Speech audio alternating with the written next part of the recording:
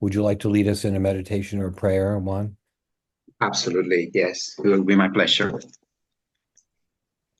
Okay, let us relax our body, mind, and souls and really tune in to this beautiful time that we are about to enjoy. And let us pray to the Heavenly Father, to the Spirit Guide, and Jesus Christ, and to all the spirits of the kingdom of heaven to really help us to open our minds and our souls and be receptive in every particle of our being so that we can receive the knowledge and the teachings that we are about to receive.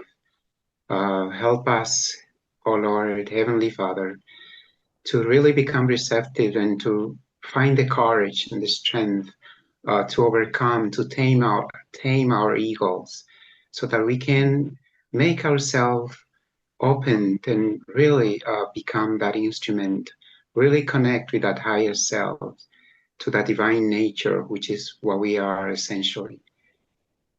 Make us a channel of thy love in this world. Father, help us heal our souls so that we can free ourselves and really become that instrument of really connect to that higher self within us, around us, and everywhere, to that universal consciousness, which is what we desire most. Amen. Amen. Thank Thank you. you. Of course. So, Joel and Tracy, you're in beautiful paradise. The guy talks about the real self being kind of like paradise and falling away from it. We come into the world of duality. So perhaps the guy talks about in this lecture, of course, gravity at some point. Ah, We create gravity. I mean, very interesting take, on how consciousness creates the whole physical world, including gravity. Um, so I was kind of thinking maybe the part of the world you're in represents the higher self of the planet, because it's so beautiful and warm. it's So, interesting. this lecture, the connection between the ego and the universal power. I mean, I always find myself kind of repeating things from one discussion to another. Um, he says all lectures deal with this topic in one way or another. And as we know, the ego is number one, the thing that obstructs us from the real self, and also on the other hand, the thing that helps us unlock the doors of the spiritual self if we put it to good use. And so the guide in the beginning talks about the conflict between the ego, the dualistic part, and the unitive part. The meaningfulness and fulfillment of one's life depend in the last analysis entirely on the relationship between your ego and the universal life principle, the real self, as we also call it. If this relationship is balanced, everything else falls into place. All these lectures deal with this topic in one way or another. Now, later on in the lecture, the guide says something which is also kind of a theme running through so many lectures, which is, well, a couple of things. Number one, that the opening to the unitive self comes sort of unbidden. You do a lot of work on yourself, or you keep listening to the lectures, or you keep trying to put these principles into action, and all of a sudden you realize that you have an awareness of something deeper that's inside this universal part of the higher self, the real self. You find out all of a sudden that it's kind of there. When you begin to become aware of the life principle, you discover that it has always been there, but you have not noticed it because you were under the illusion of existing separately. So, I feel like something kind of grows. And I've sort of made this point before that um, you put in the work, but you're not actively making it happen. Your ego is not actively creating the bridge to the higher self. I mean, the higher self manifests. you work and do your best, and somehow this consciousness of the spiritual self manifests. And the guide says another point that is run through so many lectures on page 2, he says, you must summon all the strength and courage you can muster at all times. Interesting way to put it, right? I mean, from one point of view, that sounds like a enormous amount of effort, something that could be impossible. I mean, how could you possibly muster all the strength you have and courage at all times? But I was thinking about that today, and it kind of came to me that at every moment, we decide what is our best self and what is our best effort. Every moment, we decide what to bring to the moment. And so when you look at it from that point of view, I don't think it seems like such a burden. Rather, it's a way we orient our consciousness. Are we interested in putting our best foot forward every minute? And I think we are. I mean, certainly everyone who's a seeker is interested in that. At the top of page 2, there's a paragraph. I'll read it quickly. One of the universal life principle's basic characteristics, whether expressed as autonomous consciousness or as energy, is that it is spontaneous. It cannot possibly reveal itself through a laborious process or a cramped, over-concentrated state. Its manifestation is always an indirect result of effort. It occurs when it is least expected. By indirect, I mean that you must, of course, make efforts. You must overcome resistance in order to face yourself in truth, admit your problems and shortcomings, and shed your illusions. This does require a great deal of effort. So I'm just thinking, Barbara, that like the creative process, that's what it is, essentially, right? I mean, you put effort into the creative process, and then it kind of rewards you by something emerging from the unitive place. Something greater than yourself emerges because of the effort you put in. So, I mean, it seems to me that that paragraph really is about the creative process in every way. Every kind of creative process is like that. He says, quote unquote, it cannot possibly reveal itself through a laborious process or a cramped, over-concentrated state. Um, yeah, I mean, obviously people work hard, but I think that the actual creative process is kind of relaxed and easy in a sense. I mean, it's sort of the experience of flow, right? In other words, where you've done the work and something else can kind of take over. All right.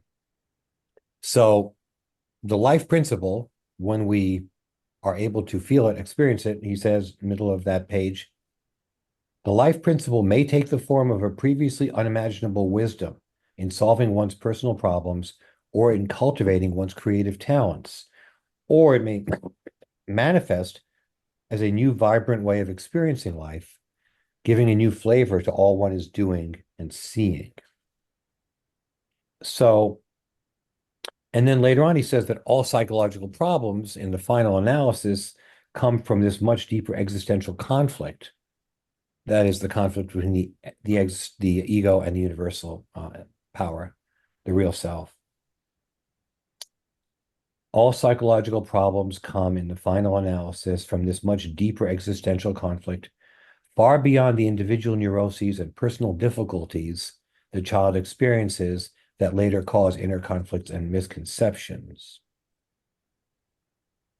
The precondition of such resolution is that first the individual neurotic conflicts must be found and understood.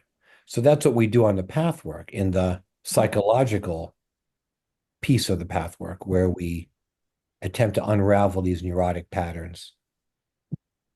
Then he says, another theme running through so many lectures, he says, honesty must prevail to stop one's attempts to cheat life, no matter how subtly all character defects have to be removed. So this whole concept of honesty. Because I remember back in the day in the path work where everybody was having sessions every 2 weeks and everybody was being confronted. If you were late to a session, it was you created this, and you had to admit or discuss what your lower self attitude was in being late, let's say, for instance. And this whole concept of honesty, like I remember when one of our senior helpers uh kind of broke down in the middle of a group, just exposing that he was a cheat. He had stolen in his business practice, embezzled money. You remember, Sid? So, this whole, and there was such a premium placed on honesty. I mean, it's kind of like you can't get away with anything. Um, right? No, no, you can't. Joel is like, no. But this whole thing about honesty is really valuable because, and the thing is, if you're trying to cheat life in just any little particular, it screws up the whole thing, right? I mean, you could have good intent, you could go into a business or with your coworkers and you could really want the best, but there's one little part of you that's holding back, that's distrustful, that they're not honest, trying to lie in some way. And the whole thing kind of blows up. So, I mean, honesty is an interesting thing. And then what does that exactly mean? Do you have to like bare your soul to everyone? Can you keep certain things? Joel is going, no.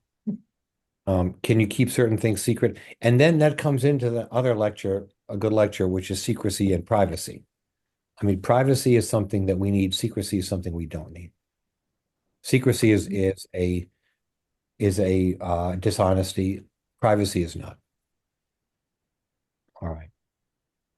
Now the guide says something pretty interesting on later on page 2. He says, the spontaneously manifesting universal consciousness has nothing to do with religious precepts of a removed deity or a life beyond this physical life. These are misinterpretations which have arisen as a result of sensing this universal life principle. So wait a second. I mean, removed deity, a life beyond this physical life. I mean, the guide here, as he does in many lectures, talks about the rigidity of religion. That's what this refers to. That you are afraid of the universal life manifesting within you. So you cut that off and you split that. And the guide talks about, of course, next page of the compromise exists. People are frightened of these alienating processes. Remove them by creating a vague theory. They wish to find a compromise between their yearning that comes from the deep sense of the present possibilities available to them and their fear. This compromise exists in every form of formalized religion that removes God from the self and from daily life, and that splits human nature into the spiritual and the physical being. So this is, of course, a recurrent theme in the path work that we have 4 aspects of our personalities, of our natures: the mental, physical, emotional, and spiritual. Religions cast aside the body is evil. Some people believe that the only thing that exists is material, like Karl Marx. Other people believe that the only thing that exists is the spirit. The material is completely an illusion, doesn't exist. So, the split between the material, I mean, the physical and the spiritual is well known, and you can see it everywhere. But that's the split that we are contending with here. In this regard, talking about the unitive state versus the ego state. He says further, this illusion, which is we separate ourselves from the original source, it forgets its essence, becomes oblivious of its own principles. Individual existence is therefore associated only with separate existence. Giving up the ego must then appear to the individual as an annihilation of its unique personal existence. This is the current condition of human beings. You live under the illusion that life, the sense of I am, can be found only in your separate existence. This illusion has brought death into the human realm. So that's Adam and Eve in paradise, right? I mean, death happened because they became conscious of the dualistic. They left the unitive principle. So before that happened, they didn't die. There was no death in paradise. I'm not sure how things are in Turks, but in the Garden of Eden, that was the unitive state. But once they came to the split and embraced duality, that brought death into the world. So now the guide kind of talks about human evolution, says that um, now we realize that the separate ego existence is illusory. That's at the bottom of page 3. Any work of self-realization brings the issue into very clear focus. To the extent you look at the immediately available truth of yourselves as individuals, you will find that you and the creative life principle are one. You will then find that everything I say here is realizable and ascertainable right here and now. It is not a theoretical teaching. So now that we have grown enough as human beings to understand that the separate ego existence is really an illusion, that it doesn't really serve us to be separate, then he says, once we realize that, once we begin to experience the immediacy of this greater life more and more frequently, they experience a renewal of energy and find paradoxically that the more they give of their energy, the more renewed energy they generate within. So, as the guide says, the more you give to life, the more you get from life. And if you put your energy toward the positive, the constructive, the seeking of the real self, all those things, then you get more energy as you go forward. And I think that most of us have experienced that. All right.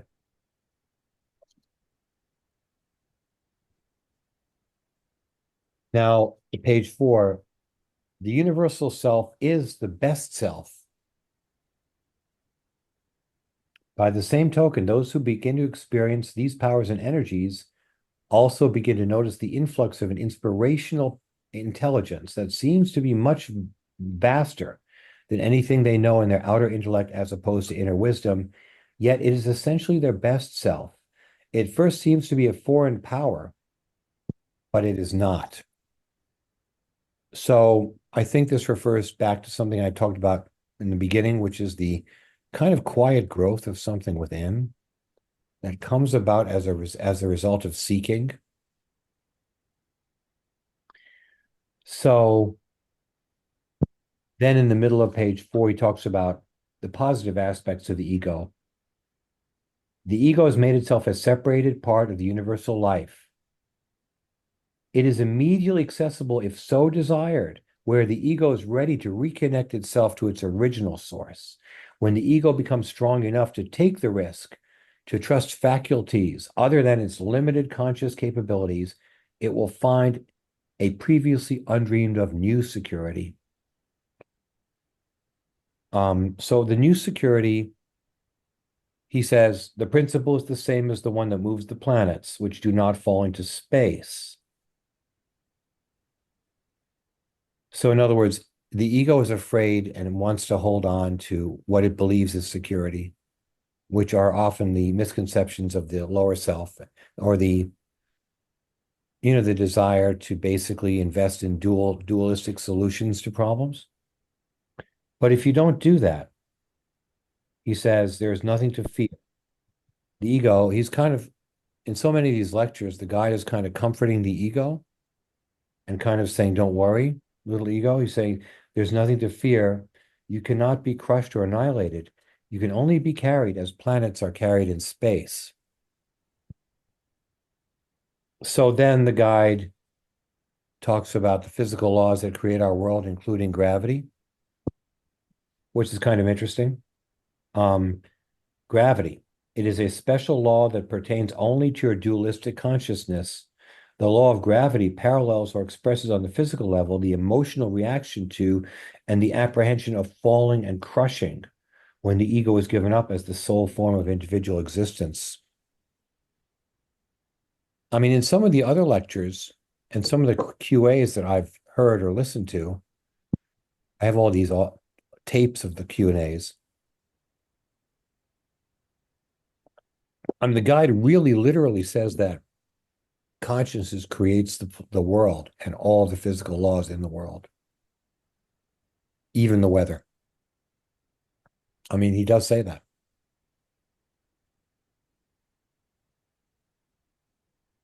Spheres of consciousness that have transcended the dualism of this plane have different physical laws corresponding to their overall consciousness. Human science, even from the merely materialistic point of view, shows this to be so. The science of space proves this. In outer space, there is no gravity. All right, page 5. So the guide for the rest of the lecture, starting on the middle of page 5, the guide talks about shame of the higher self, shame of the real self, fear of exposing the real self. Um, and that's certainly an important topic. Some such people believe they give into society's demands and they thereby lose the integrity of their individuality. They fear their submission to and dependency on the opinions of others, therefore feel ashamed of any genuine impulse to please others. They therefore feel more themselves when they are hostile, aggressive, and cruel.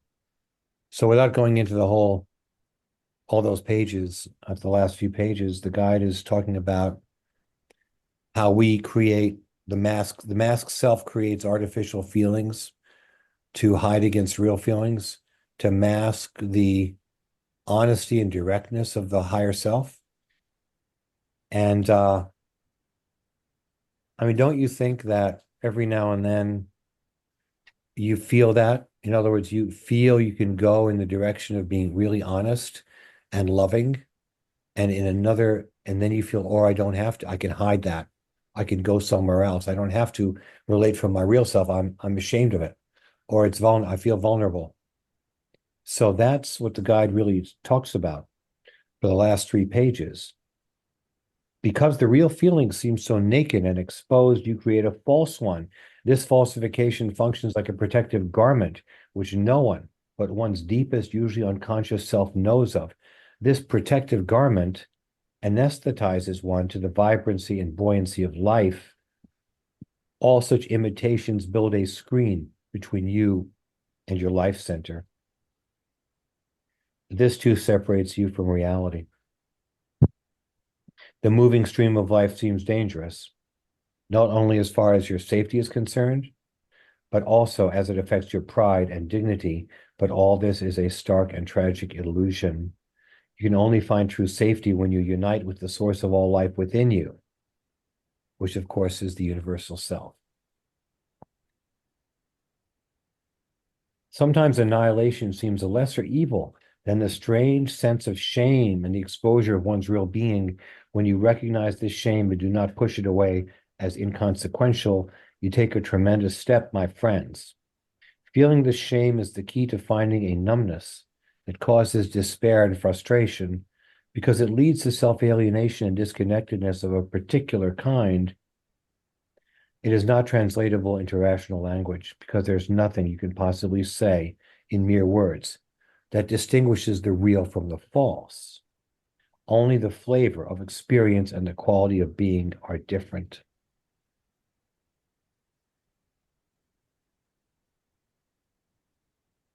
So again, the guide reemphasizes that on that last page. He says, you must first come in contact with the center of the universal life, that your own that you are only when you are real, whatever this may mean now. But before this experience is possible, you need to encounter the phenomenon of shame and nakedness. When you meet this momentary real self, it is far from perfect. It is not a dramatic experience, yet it is crucial. For what you are now contains all the seeds you will ever need in order to live deeply and vibrantly. Well, that kind of brings us back to Adam and Eve again, right? I mean, nakedness, right? The shame. Somehow they felt ashamed because they had retreated from their real selves, their higher self, by leaving paradise, which brought death into the world. So the shame they felt is like the shame that we feel of our real self, our unitive self, the higher self. So the guide is saying that these pretenses stand between the ego and the universal self. They form a thin but firm screen that blocks out the life-giving force. They are responsible for your alienation from the universal life principle. They create the apparently dangerous and unbridgeable chasm between the ego and universal power. They're responsible for your illusory fear and shame.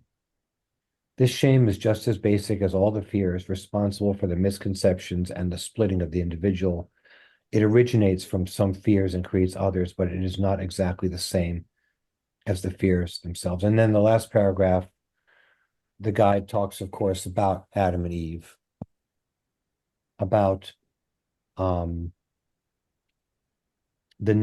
shame of nakedness is explained by the deep symbolism of the story of Adam and Eve. The nakedness of reality is paradise. For when the nakedness is no longer denied, a new blissful existence can begin right here and right now, not in another life in the beyond. But it takes some acclimatizing after one has become aware of the shame. It takes a path within the path to become more conscious of the ingrained but subtle habits with which one covers up one's inner nakedness. How easy it is to revert back to the shame out of long-standing habit.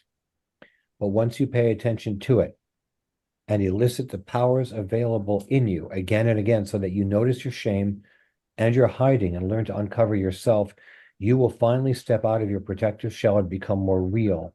You will be the naked you as you are now, not better than you are, not worse than you are, and also not different from the way you are. You will stop the imitation, the counterfeit feelings and ways of being, and venture out into the world the way you happen to be.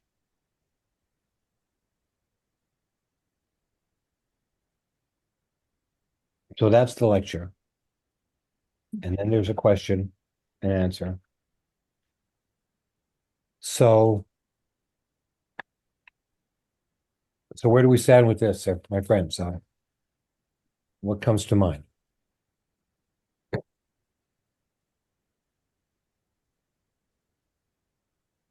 Sage, you've been in the pathwork for so long. I'm wondering how you're thinking about these concepts, which we first learned so many years ago.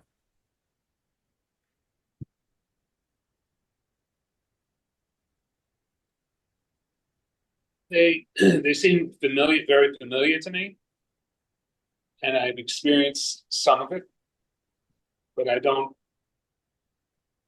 have it literally at my fingertips. With this one, I'm curious why we're ashamed of our real self, which seems like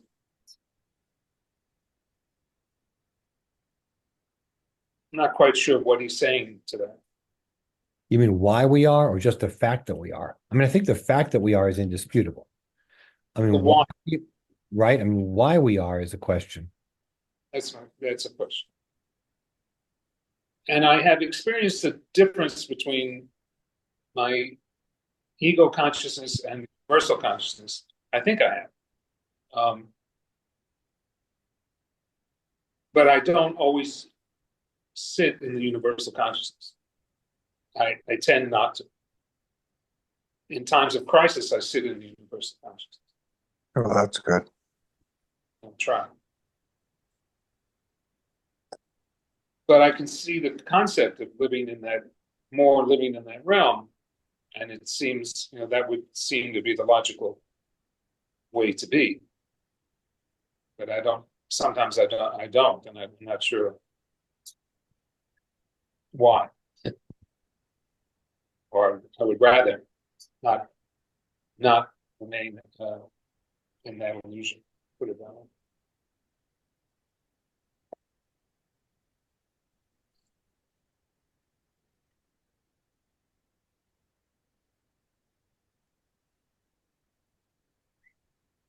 Tracy, are you with us? There you are. How often do you? Just, I am. Hold on a second. I have myself on mute, and let me just get myself back onto the screen. Okay, here we go. Yeah, I mean, I know, I mean, I experience the universal consciousness a lot when I write. I'm sure Barbara has the same experience when she's being creative. And if I'm not in that zone, if you will, then what I write is pretty garbled and just a bunch of sentences that aren't any good. But if I can just I mean, the ego is necessary because I have to get myself in front of the computer, which isn't always easy, and sit down and open the laptop and then let it go and let the universal conscious kind of flow through me. So I'm very familiar with that. Also, I've been thinking a lot about the universal consciousness versus the ego conscious. One thing I've noticed with myself is that when I'm in the more in the unitive state of consciousness, I don't get my knickers twisted very much. So there's a lot going on in the world right now, most of which could be pretty well. It is upsetting, but when I'm in sort of that, there's nothing I can do about it. It is it, and I don't flail against it. I mean, it's not, and it's kind of a strange space to be in because not that I think it's good and that I wish that it wouldn't be, change and be different, but at the same time I'm just in a state of like not fighting against it. Um One thing I liked about this particular lecture the most was I found it very encouraging that all we have to do is stand and face the truth about ourselves. The guide says very clearly you don't need to remove the blockages, you just have to see yourself in it. And I thought I can do that. If somebody had said, I found that gave me a lot of courage, I guess. If somebody said you got to find everything, okay, that's a daunting task. But okay, but then you got to but you don't. And that goes back to one of the first things I read when I started the pathwork years and years ago, which was the mere observation of one's areas of confusion, the knots and all, will cause them to start to pixelate. So the guide is saying that again here. It's like you don't have to get rid of everything. You just have to be honest with yourself and see yourself in it. So this to me is 1,000 times easier. It's like, oh, I see like one of the things for me is like I would when when everything is a wreck, in my physical, whether it's my office, my home, I don't like it. Okay, so I don't have to get to the point that I'm okay with everything being a wreck. I just have to accept the fact that I want things to be orderly, and when everything is all like, when that, which happens every time the grandkids leave, it's like every toy in the house is all, I don't have to I don't have to try and change myself about that. I just have to accept, oh, I see Tracy, that when things are all, thrown all over the place, and that's niggles at you, that's an uncomfortable feeling that you have. But that's just a silly little example. Would be for anything. So whatever my weaknesses are, and of course the list is, longer than both arms and both legs, but I'm not, the guide's not telling me I have to change anything. I just have to see it and be honest with myself. I have to see myself in it. That to me is 1,000 times easier than if I was told I have to change everything, because changing is not easy.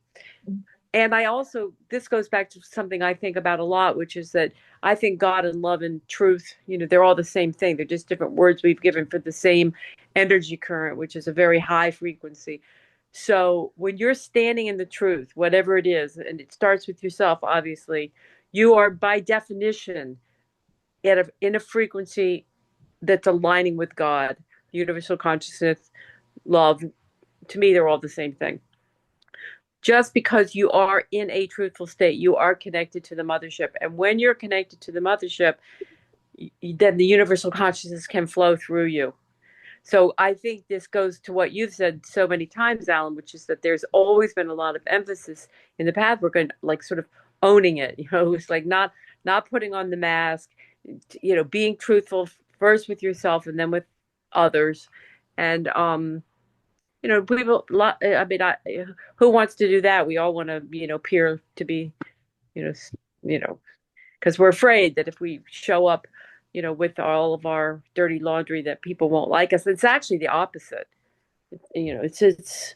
I remember I said the last meeting when Teresa told the story about the green woman.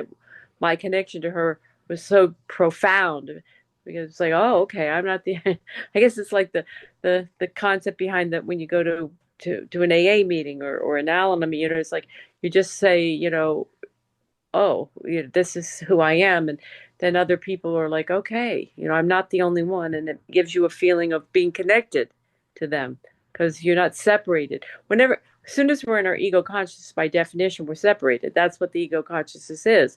It's an individualized and separated, temporary manifested form. So if you're in that frequency, you are by definition going to have conflict because it's if there's one piece of pizza, either I can eat or you can. but but so that's the challenge of living in a manifested consciousness, which is where we're in right now. It's got its obviously its advantages, many significant advantages, but it's challenging because of that, and the separation seems so real. So I love this lecture. I read it so many times, and finally, after about the 10th time, I really sort of got the true gift of it. At least I think I did, which for me anyway is just I can be honest. I can do that. I know I can do that. Warts and all, I can be honest with myself and with anybody who wants to know all my laundry.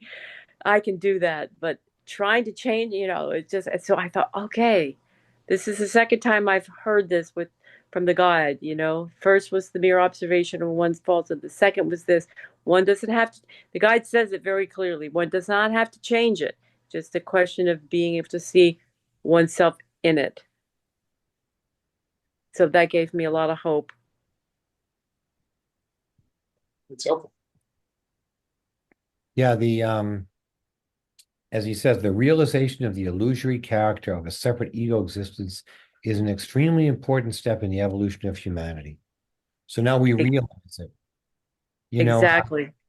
Just thinking, not to digress, but the ego can't really deal with the world as it is. I mean, especially today. I mean, it's really too much. It really is. I find it very difficult to, you talk about being in creative flow. And, I certainly experience that a lot. But there's sort of like a feeling of, maybe like just like knowing from every place inside yourself of what you're doing. And it's almost like not even an intellectual thing. It's just maybe like the flow or whatever. Yeah, it's definitely not an intellectual thing. As soon as you're in your head, you've lost it. But the connection, but there's, how do I say this? It's sort of like the ego, the relationship of the ego to those kinds of states, I find difficult.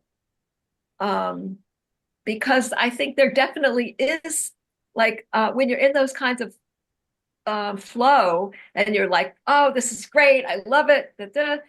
To me, there's some part that is, I don't know if you want to call it ego, maybe I'm using the wrong word, but some part that feels like it's attached to your own individualization.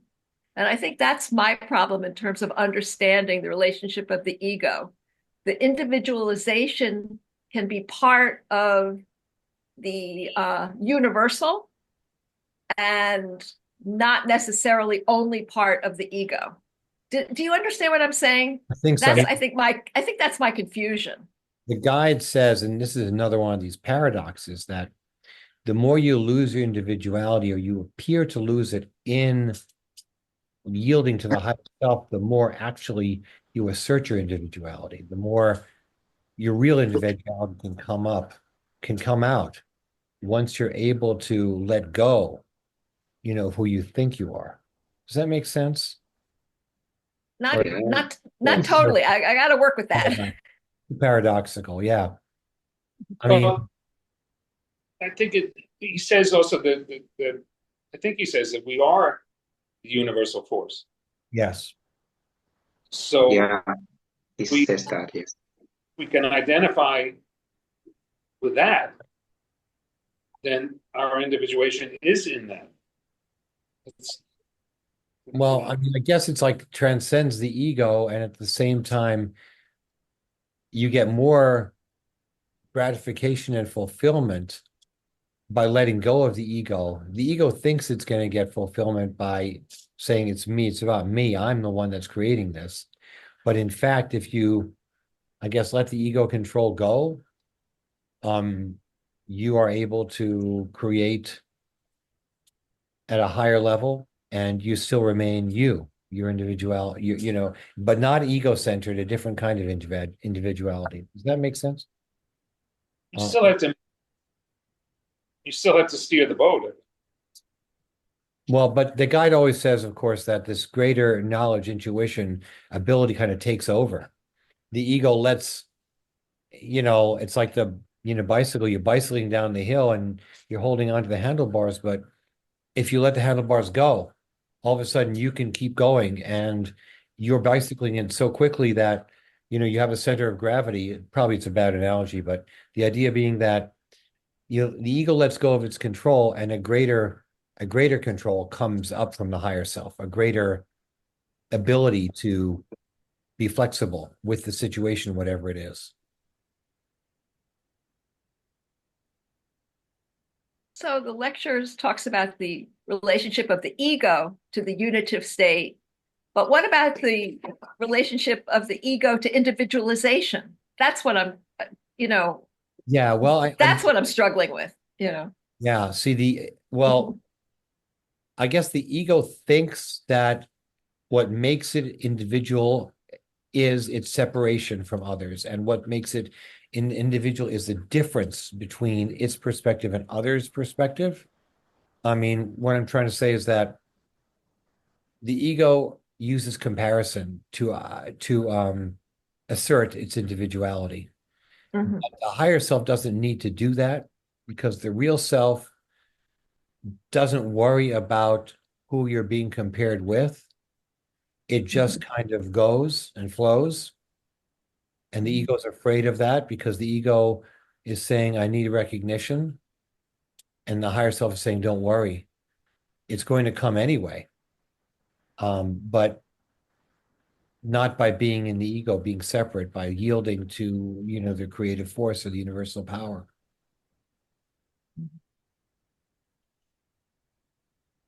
Thank you. Juan, what do you think? Or Beverly, what's on your mind? I'm gonna put you on the spot again.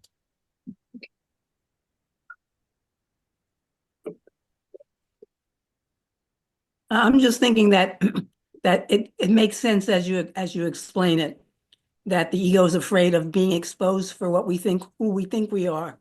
Yeah. Excuse me. Excuse me. And when we have the courage to let go of the false ideas, then we are who we are in truth. But it takes a lot of courage. I'm just thinking how deeply the shame affects everybody. Yeah, very powerful. That's what I'm thinking about. Yeah, it's really an affliction of this planet, right? The shame of the It's so interesting because we all carry that, and the truth is, we're petrified of being exposed, right, for who we really are, quote unquote, right? And this of the lower self, seeing the worst parts of ourselves. But the truth is, as Tracy said, that when we do have the courage and strength to reveal that, even if it doesn't have to be a group, but to another person, that there's a profound respect that the other person has, right?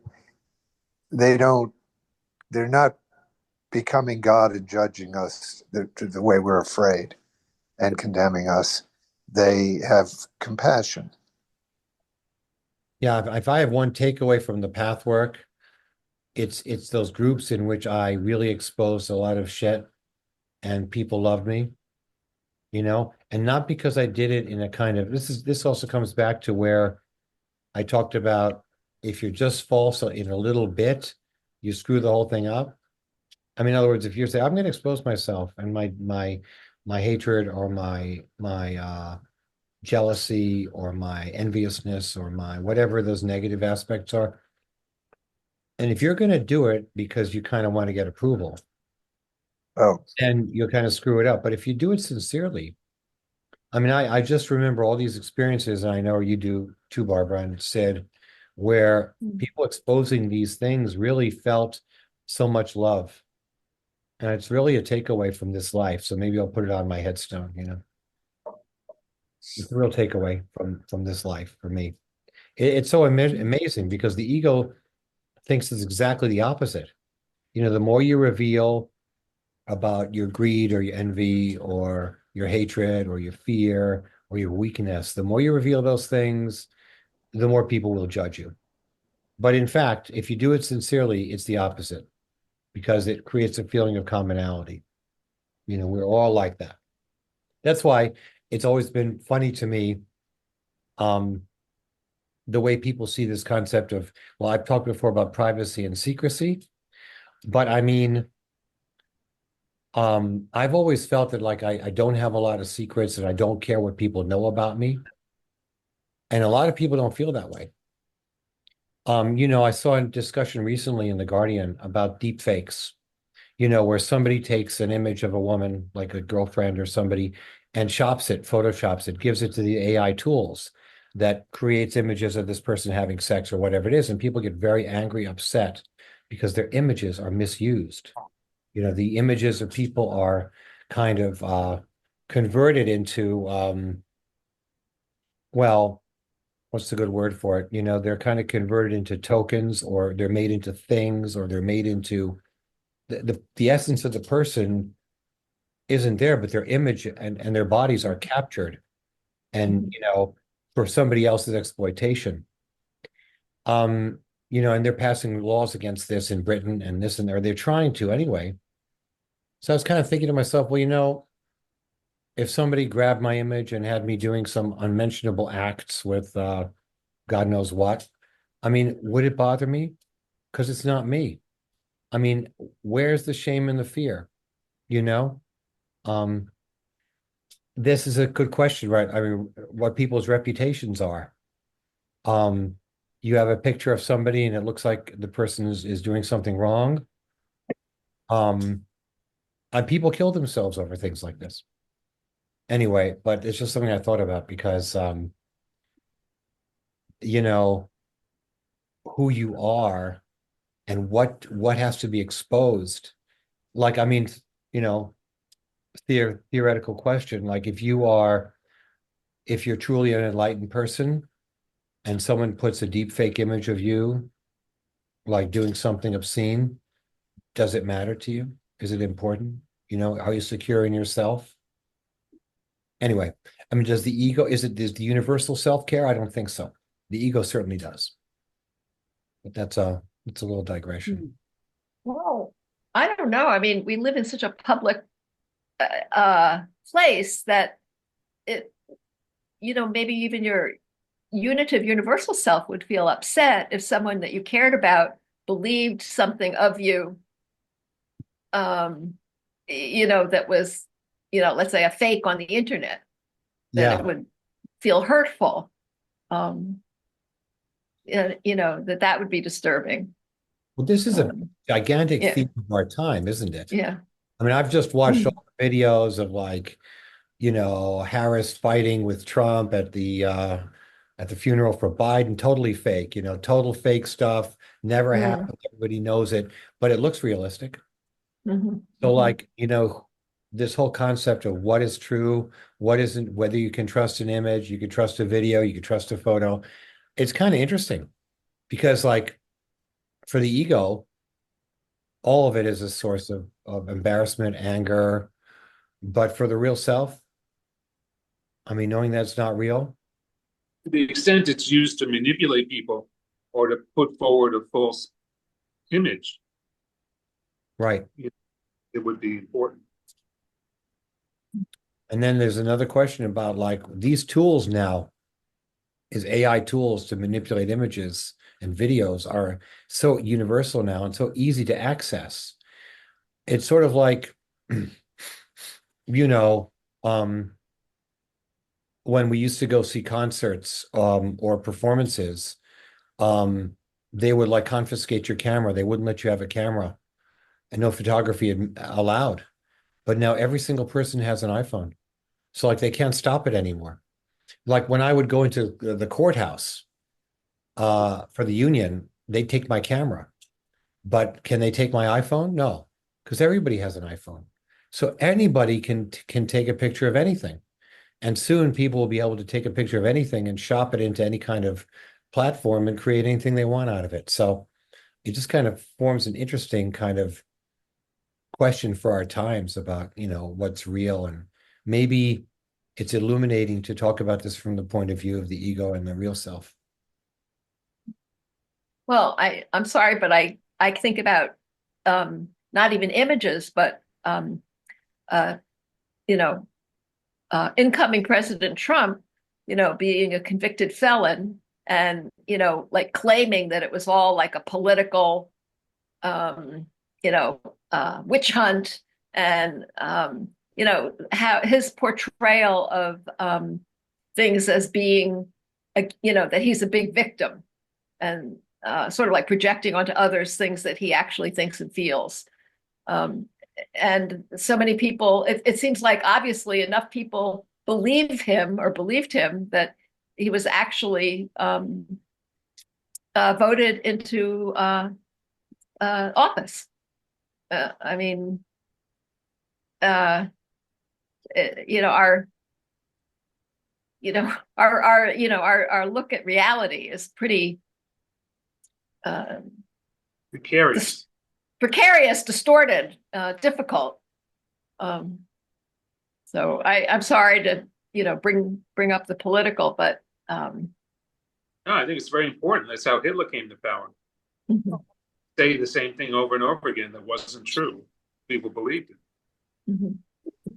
Yeah, well, I mean, I think that the question is what is the story that we tell ourselves about what it is that we're seeing so that we're okay with it, right? So there's reality.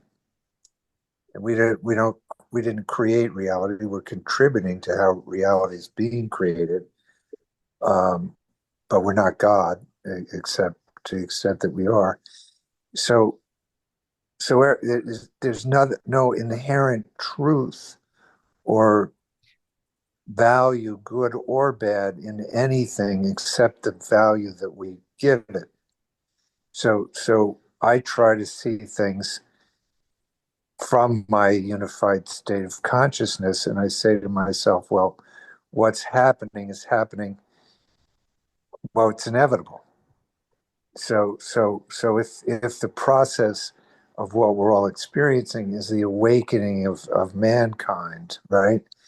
That sometimes people need to be put to sleep in order to wake up. So the things that are happening are what people want and need. Now that doesn't mean that it's not harmful, and that innocent people have been hurt, and will and sadly more innocent people will be hurt. But ultimately, because there is no death, right?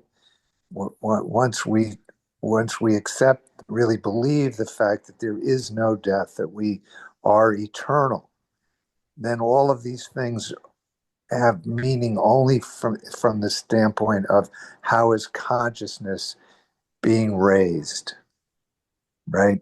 So we don't, if you think about it in an individual state for ourselves, I would not be who I am had I not suffered, had I not turned to something beyond myself to say, how can I learn another way to live so I can find peace and happiness, right? Mhm. So I try to look at it from a more universal, I'm getting closer to death, right? As we all are. So I don't know how much time I have left, but I see how this is all a play of consciousness. I see how relationships that I've had, people that are important in my life, that these were not these were not coincidences. They were not random occurrences. It was all part, the Pathwork talks about it, how we have a contract and we have a purpose. We have, it's all been outlined and we agreed to it. It's what we wanted, the good and the bad.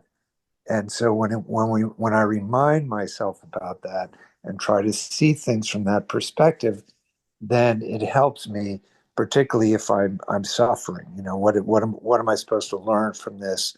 How did I contribute to this? How can I how can I survive it? How can I come to terms with it and find my way back to being connected to my unified self, which is the truth of who I am, as all of you are.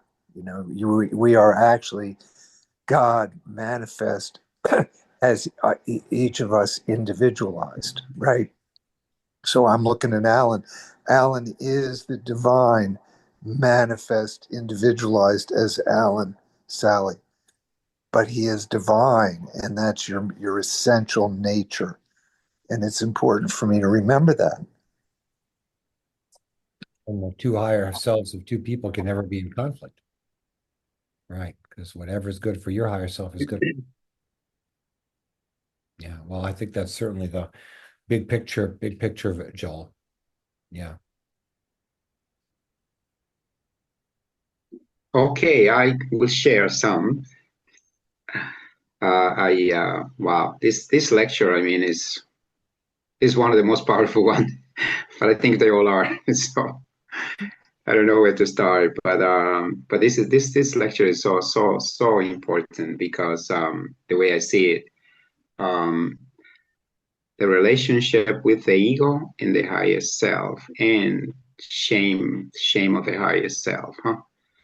It's so fascinating and interesting because one thing seemed to it's like a contradiction. On the one hand, I understand that you are ashamed of your defects and weakness and and impurities in your character. But on the other hand, being ashamed of the higher self, it's like you think that's something that you want to expose and and show others, right? But I guess it's not so with us, and I'm a witness to that because I have caught myself many times, and I observe it in others how they try to really hide a good part of them. Just because they fear that they are going to be used, exploited, or taken for too much of a nice guy, or this, that, or the other, right? But I want to comment a little bit first on the first part of the lecture, which is the relationship between the ego and the higher self, because to me that's really the most important for us human here in this world. I think honestly that is why you have incarnated here to really be able to establish that connection. And to me, that's just not a pathwork theme. I think it's a theme of all religions. And I have this book of which I have in front of me right now, and I will read a little bit from it. It's called God Calling. A.J. Russell wrote it, and this is from two ladies in England to whom Jesus came personally every day and spoke to them, and they wrote down, what he told them. And what I'm about to read now is Jesus himself speaking to these ladies. And what he's telling them, and I was so shocked actually, because I was reading the lecture, and as I was reading the lecture just yesterday, that what pertained to the reading for yesterday was exactly aligned with the exact same topic that the lecture talks about. And so that confirms to me, that this indeed is the reason why we are here, to really be able to tame that ego, to really train that ego to the point that it can actually submit to the higher self, to that the higher consciousness, and really abide by it. Because it's not that the ego needs to be abolished and and extinguished, or finished off. It just needs to be domesticated so that it can be the instrument of that higher being, of the higher consciousness, right? So here's Jesus talking to this lady yesterday in 14, and this book is actually a reading for every day, 365 days of the year. And this is what pertained to yesterday, and the title was Mighty and Marvelous. And Jesus says, "Glad indeed are the souls with whom I walk. Walking with me is security. The coming of my spirit into a life and its working are imperceptible, but the result are mighty. Learn of me, kill the self," meaning the ego. "Every blow to the self is used to shape the real, eternal, imperishable you. Be very candid and rigorous with yourselves. The self prompted that, or the ego prompted that, and if it did, oust it at all costs. When I died, and this is my point exactly. When I died on the cross, I died embodying all the human ego, or the human self. Once that was crucified, I could conquer even death." And he goes on to just keep saying some other things, but that alone, is like Jesus came, right? And he showed us, the way I understand it, the exact way, how the ego needs to be conquered. I mean, this man he was the Son of God incarnated on earth, the way I believe.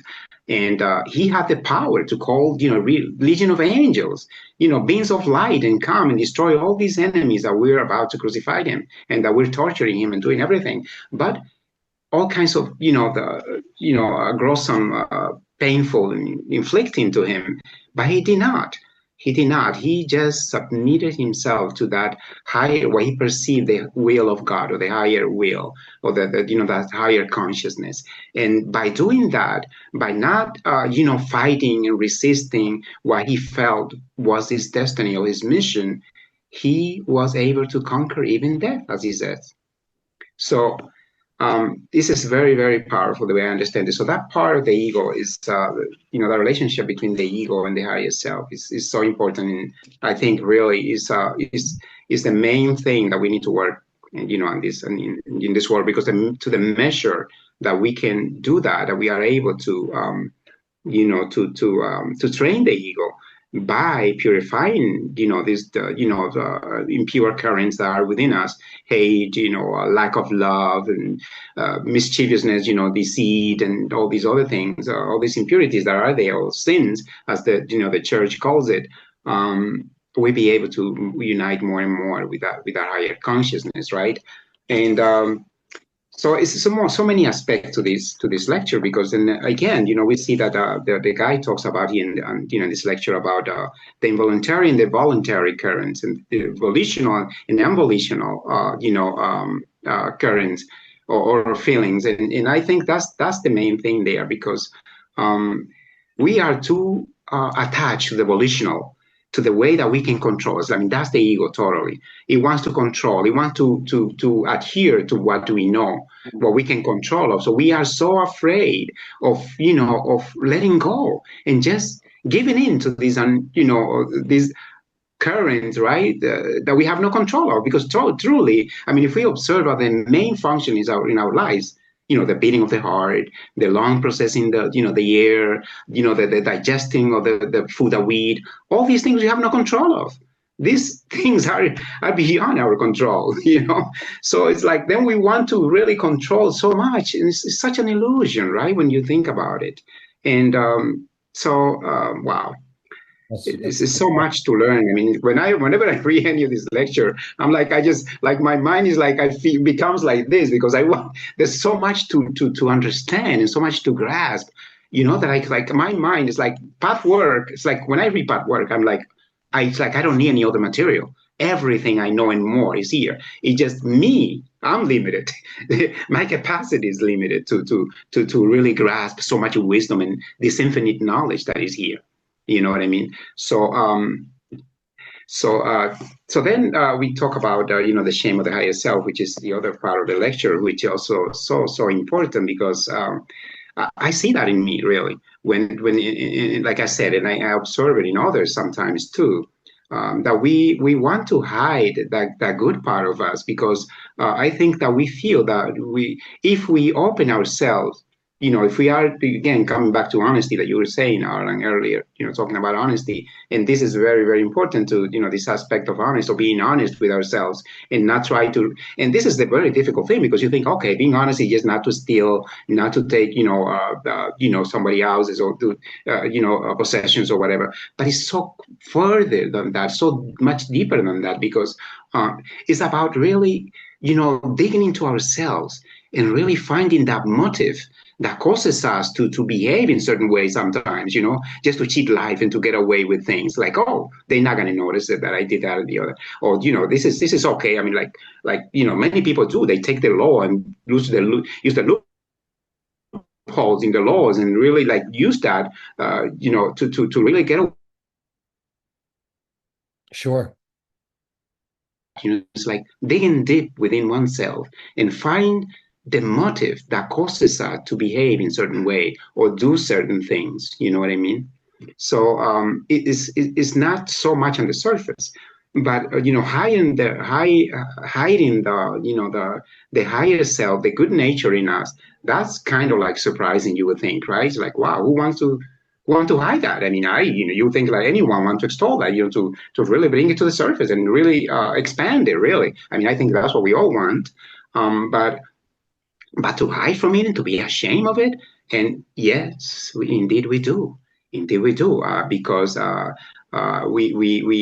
think that being looking mean and looking even tough, even to others is like a protection. It's going to shield us from others, coming to use us Yeah. or do or exploit us or whatever.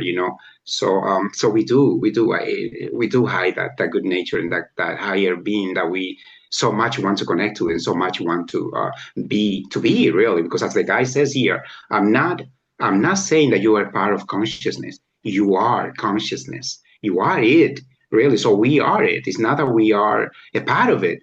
It's like, we are it because we we create and we have this enormous power that as the Bible says, we were created in God's image. So that same image that is God is also us. Even the guy himself, like, I'm not saying that you are part of God. You are God, really. So we are like mini goddess and gods in this world. So anyway, so I think I talked too much already, but I just wanted to share that. It's so important. This lecture is so enormous and so much wisdom here, transcendental wisdom that is. I mean, every time I read it, it's like a new time because I mean, so many times I don't know how many times I've read this lecture already. And you can see, how it looks. Every time I read, I just highlight and underline and do everything to it because I say, oh wow, I missed this before, and then I want to process that and I repeat it and I read it and I read it over and over again. Hopefully that it ingrains or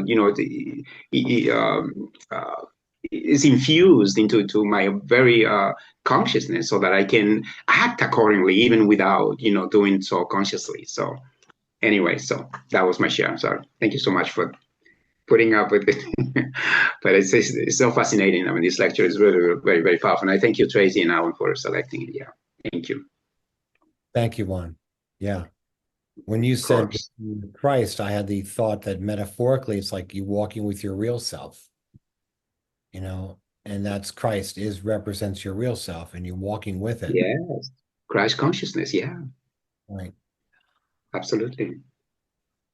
Uh, Teresa, are you with us? Yes, hi, Alan. I'm here. I made it home. It was very cold. Good. So to me, what really hit me very strongly, because everybody says about hiding the higher self, I think what the guy is expressing is hiding true feelings, hiding our true feelings.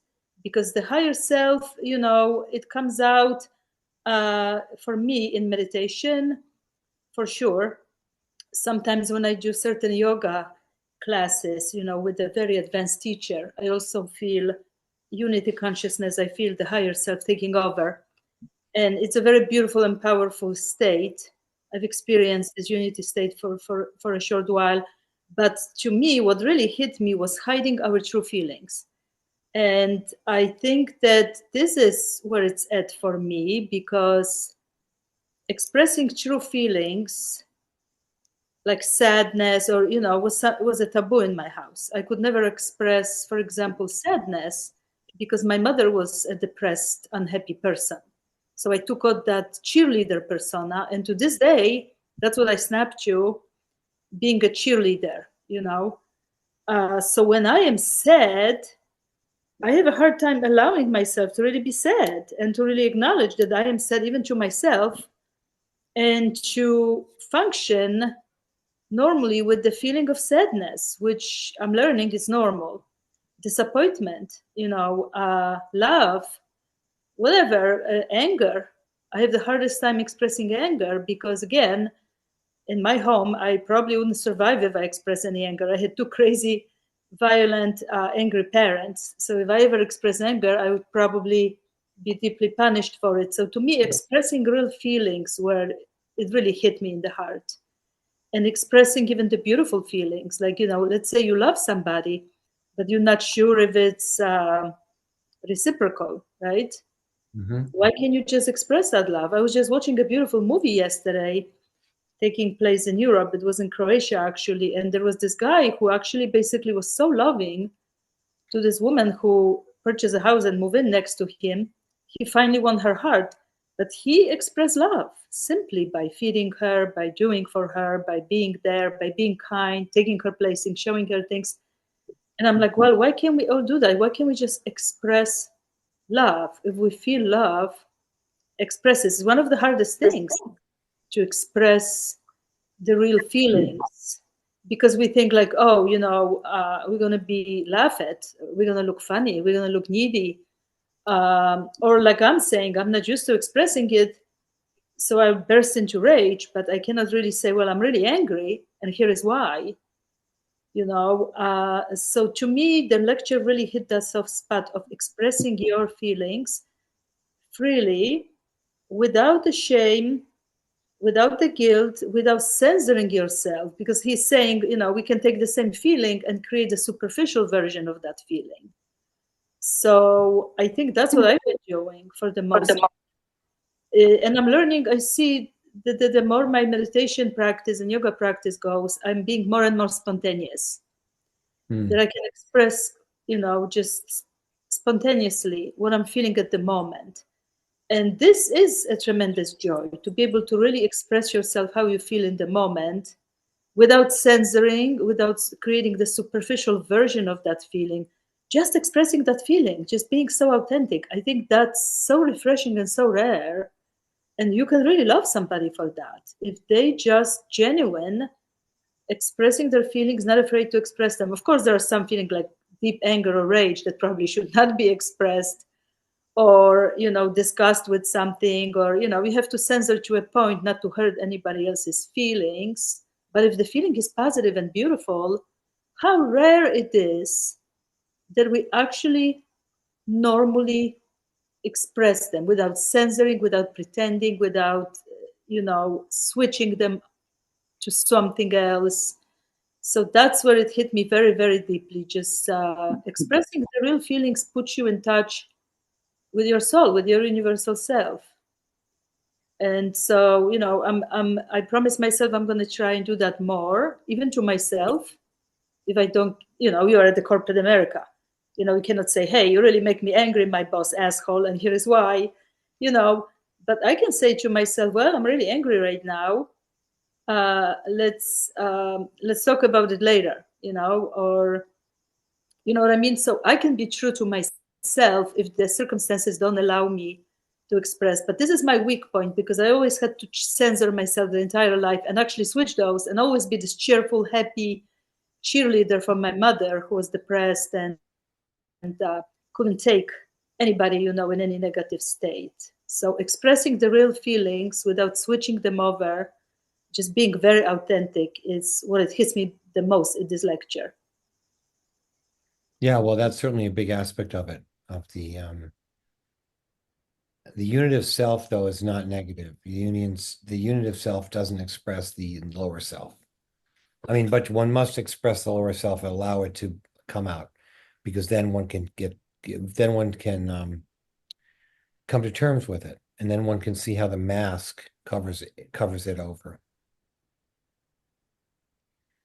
Yeah, but even the happy feelings, you love somebody, you are uplifted by something, you are, I don't know, but any beautiful, positive feeling that you feel, just like a child, being in it, expressing it like it is without covering up. I think that's actually a beautiful state to be in. It is, but people resist being in that state because they think that they're going to be vulnerable, I think. The ego. Yeah. So that's why the child put up all the defenses, because the child felt it was vulnerable and would get criticized or attacked if it revealed all that positivity. Yeah, that's true. And then the unhappy adults could not take, like, I remember my mother just couldn't take my spontaneous happiness, because I was very joie de vivre child. Right. She couldn't take it. She was depressed. She was like, what the hell, what is she so happy about? I'll give her something not to be happy about, So yeah, that might be part of it. All right. Well, thanks. This is a good discussion we've had. Any other thoughts, friends? Well, with Teresa, I see on page 4, the guys at page 6, that is, the guy talked about that, and it's really, that's, to hit the nail on the head, I guess, Teresa, with this feeling those feelings. The guy talks about that on page 6, so the importance of just feeling, like Tracy was saying earlier also. You don't have to get rid of your imperfections and defects. All you have to do is just admit to it, observe yourself feeling them, and just don't think that that's the end of it. Just accept it and know that that this is how you're feeling, and expressing these feelings, at least to yourself. You don't have to act upon them, especially if they're violent or aggressive feelings or destructive, but to feel and to just be, as she was saying, Teresa, being natural, being real, and just being yourself. Just be the natural you, as you are, with feeling positive and negative, accepting them and just feeling them. And that alone, as you observe yourself going and experiencing and confronting these feelings, that alone gives you that sense of liberation right then and there. So it's all about that, being that natural, spontaneous, the real you, and feeling what you are feeling, in the moment. Yeah. Yeah, no, thanks, Juan. Yeah, that's exactly it. Observing, but also, expressing what you feel, freely expressing how you feel from the higher self, which, like Alan was saying, it's people avoid because we don't want to be vulnerable. Yeah, exactly. We fear that, others are going to take advantage of us, or, misjudge us, or label us, or, all these things. We fear that, but all that comes from the ego, because the higher self is always in truth, and it really, like you guys were discussing earlier, doesn't care, what people think of you, or, or whatever others' opinions are. It is always in truth. It's always in that state of calmness and peace, and, and stillness. That is, it disregard totally, what the world, what others may think or say, because it's in truth. So he knows, it's rooted, in that essence of things. So, yeah. for Yeah, sure. but we live in corporate America. Try being vulnerable in corporate America. Everybody thinks you're weak.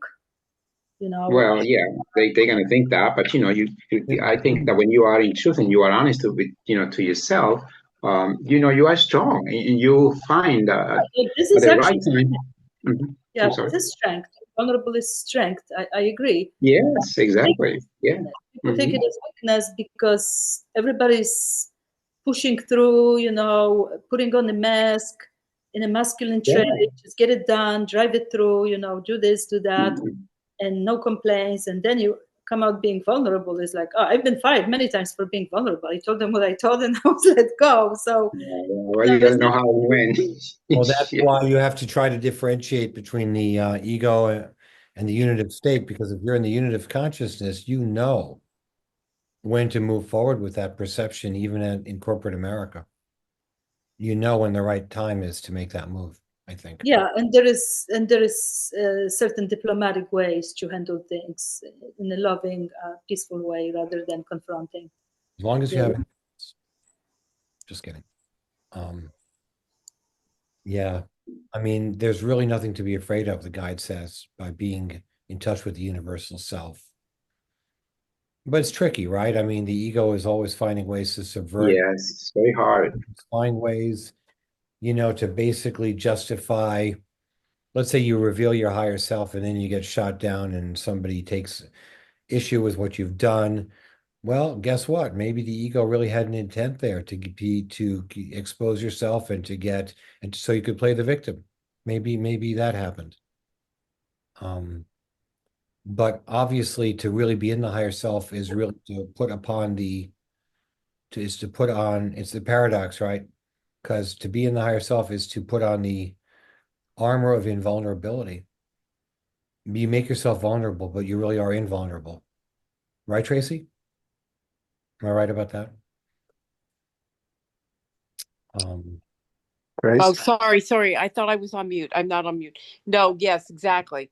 That's exactly right, Alan. It's you're not you're just when you're in your yeah, when you're not vulnerable at all to anything when you're connected to your higher self, universal consciousness, or unitive state, or whatever. I think they're all the same thing. We just have different words for them. yeah, And you could feel it. You just it's like it doesn't matter what anybody else thinks right. because you're right. You're being honest and truthful. So it's You are rising above the fray. but the ego is very vulnerable. See, as soon as you slip into the ego, which is this individualized state where it's like we worry so much about everybody, what they're going to think about us, and the higher self doesn't ever do that.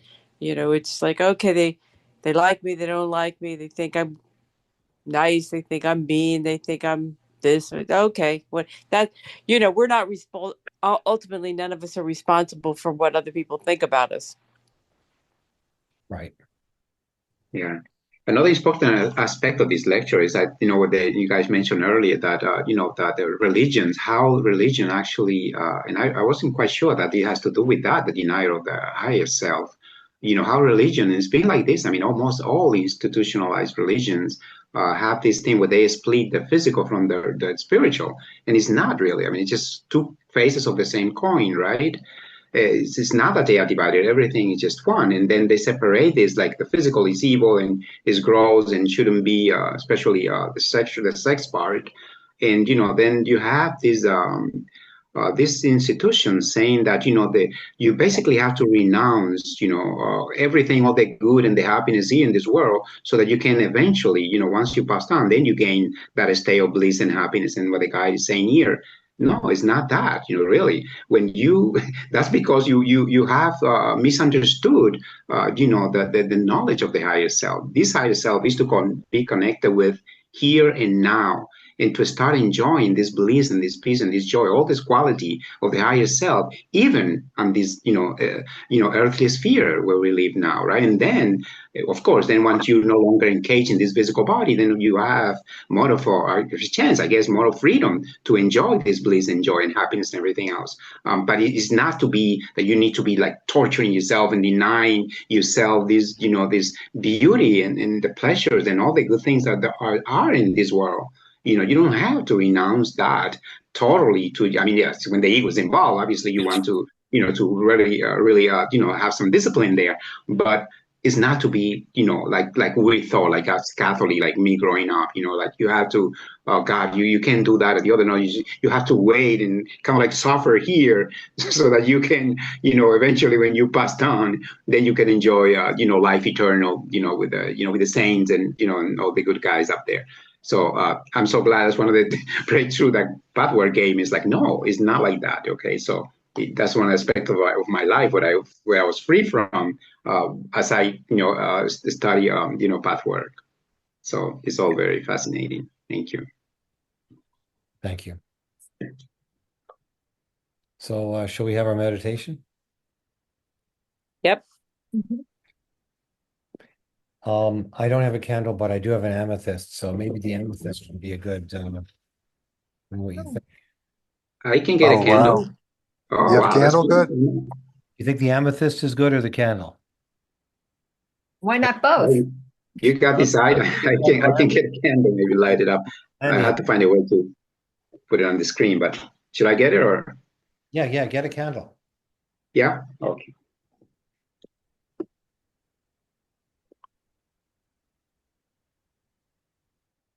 Here's an electric candle. As long as it flickers. Got an angel in your apartment there, Sid.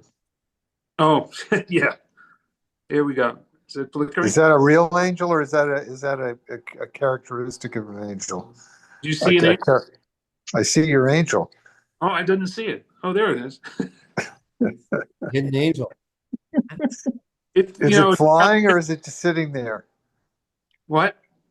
Is it flying or is it just still? Still. It's Looks around. like it dropped right out of the tree above it. What? Looks like it dropped right out of the tree above it. Maybe so. It's very beautiful. Thank you. Is the candle flickering to you? Yes. Isn't that cool? Those electric candles, I like them. Amazing. Very cool. And this here.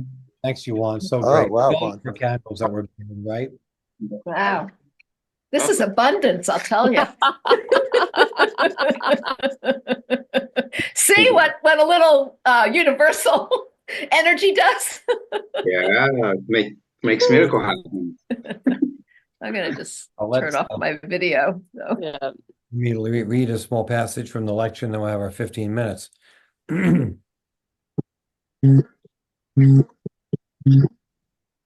May your endeavors succeed to become real, to find the courage to be nakedly real, without any false covers. You cannot help but succeed if you really want to. Those who do not move and grow and liberate themselves do not want to.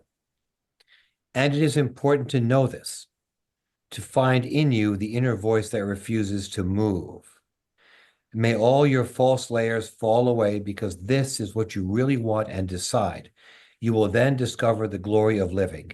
Be in peace, be in God.